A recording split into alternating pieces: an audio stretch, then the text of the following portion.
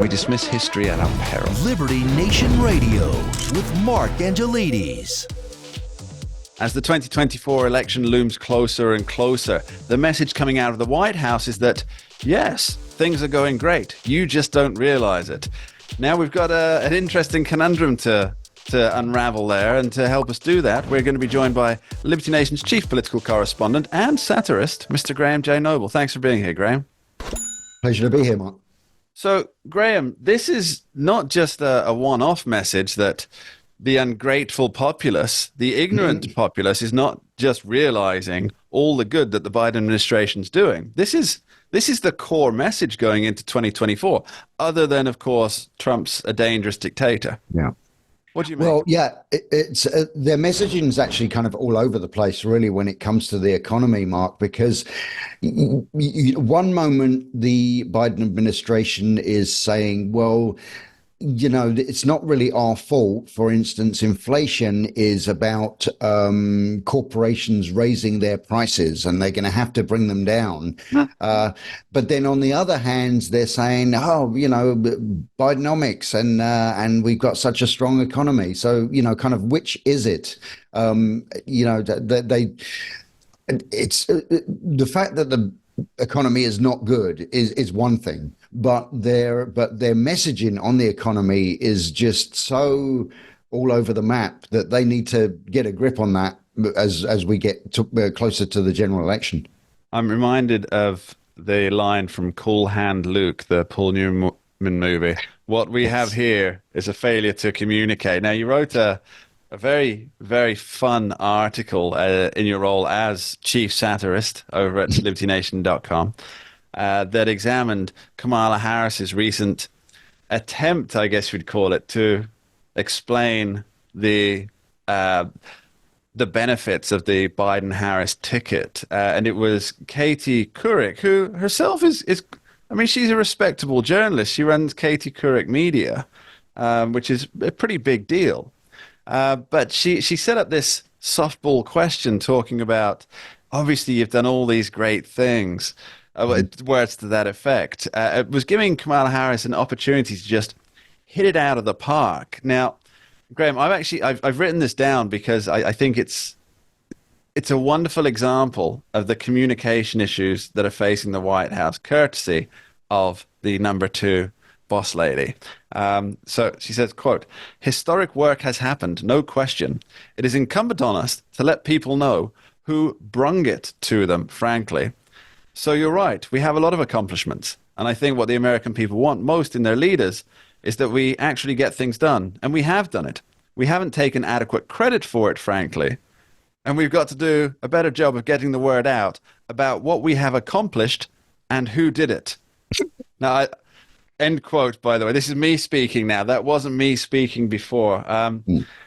So, Graham, what we have accomplished and who did it. Let's start with that first. And if you wouldn't mind, explain to me what the hell that means. Well, Kamala Harris has this problem, and I'm sure there's some kind of like medical term for it. But she has a condition in which when she's making any kind of speech or responding to a question, her mouth fills up with lots of words. And they're kind of all jumbled up. It's like her mouth is a tumble dryer of words, and then when she opens her mouth, those words just kind of spill out. And often there are way too many of them, and they're in no particular order. And so you know, we have this. Jump in there, Graham. You just remind me of 2 fantastic points. One is that she's clearly the yoga bearer of politics, but with less humor. And number 2, our audience may or may not be familiar with an old comedy duo from the UK, but I'm sure you are, Morecambe and Wise. Oh, yes. On their show, they had Andre Previn, the famous musician composer. Yes. And one of the comedy duo was playing the piano, and he was playing, I think, Tiptoe Through the Tulips, and it was supposed to be a great orchestral piece in line with Andre Previn. And Andre Previn said, you're not playing the right notes. And he grabs him by the lapels and says, "I was playing the right notes, just not necessarily in the right order." Yeah. Do hunt that out on YouTube if you can find it, listeners. But yes, it seems that she has the words, but then they just get all jumbled up in her mouth and come out and essentially have no meaning towards the end. Yeah. Yeah. I mean, that you know, what that like, quote you just did, you know, what was it? You know, what we, I can't remember what it is now. You know, and I quoted it myself in the article, but you know, what we have achieved and who did it or something is like, it just doesn't make any, that just doesn't make any sense. And let's not even get on the subject of the word brung, which of course is not a real word at all. We brung it. We brung it. We brung it. Yeah.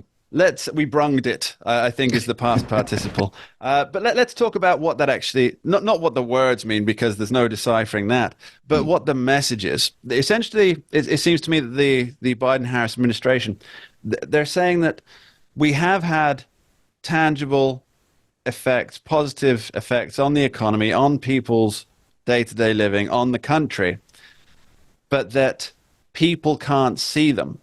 Now, I mean, sure, that could be possible. You know, for example, I'm sure the CIA does wonderful work overseas and we don't get to see it. But what does that mean? What does that really mean electorally? I think if you can't elucidate and explain what you've done for the people in very clear words, they're not going to vote for you. Does that make sense? Yeah, absolutely, and this is kind of what the Biden White House has been saying recently, and they've been a little upset with the media that and I find this surprising, but they're actually saying that the media is also not being fair about when the media talks about the economy, you know, that they're mentioning, you know, the weaknesses in the economy, which are many and varied. And the Biden administration is saying to the media, you know, you shouldn't be doing that. You should be talking it up. But of course, most of the media is. But I'd like very briefly to quote a article from Politico, and this is an article from the end of last year, November of last year, and I think this is a good example of their issue with the economy. And in this article, it says, the results, and it's talking about the results of a poll on the economy, the results suggest that voters' dim view of the economy is locked in ahead of Election Day on Tuesday. That was underscored by other questions in the poll, blah, blah, blah. But it says voters were more likely to have heard about the country's record high inflation than they were about declining gas prices or recent increases in wages. Now, that in itself is disingenuous because okay, yes, gas prices have come down from record highs, you know, and so for anyone to take credit for declining gas prices is outrageous. Well, here's the thing: if you take credit for bringing the gas price down, you also have to take credit through your policies. You also have to take credit for pushing the gas price up. Yeah. Which, of course, they were never willing to do. When gas prices went up, it was the oil companies were gouging us. And when gas prices came down, it wasn't, because it's in the reverse. Okay, when gas prices went up, the oil companies were gouging us, then surely when gas prices came down, the oil companies were, you know, acting, you know, in good faith and reducing the prices. But no. It was the Biden administration that brought gas prices down. Yeah, it's, I think, with this message that they're trying to push out, that you just don't understand how good you've got it. Yeah. I think if they had some real achievements, and I'm sure there are some there, especially for their voting, for the Democrat voting base, there are going to be some achievements that Joe Biden and Kamala Harris can point to. But the issue there is, while that will be red meat, or we should call it blue meat for dyed-in-the-wool Democrat voters, it's not necessarily good fodder for the independents, for the growing swath of independents, which are really the main moving force in American politics nowadays. So if their key messaging on their key policies isn't enough to reach out to that middle ground, then perhaps they need to be looking at why they're governing for a minority rather than the majority of Americans.